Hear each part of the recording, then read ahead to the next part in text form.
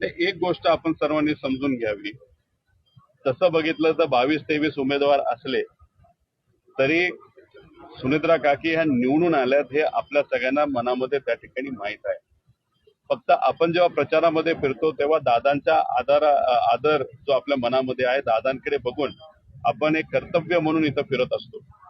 पवार साहेब हे फार मोठे नेते, देशाचे नेते. पवार साहेबांनी दोन गोष्टी फार महत्वाच्या इथं केलेल्या आहेत.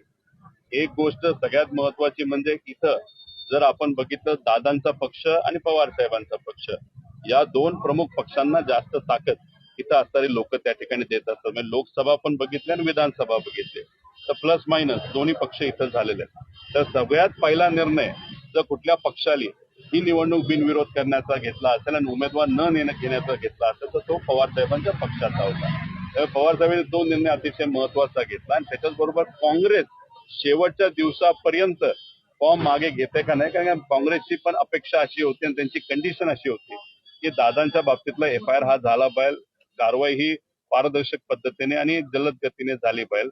पण शेवटी पवार साहेब, सुप्रियाताई आणि आमच्यासारख्या काही लोकांनी थोडेफार प्रयत्न त्या ठिकाणी केल्यामुळे काँग्रेसने सुद्धा तिथं माघार घेतली. म्हणजे प्रमुख पक्ष आज रिंगणामध्ये त्या ठिकाणी कुठं नाहीयेत आणि त्याच्यामध्ये मोठा वाटा हा पवार साहेबांचा होता.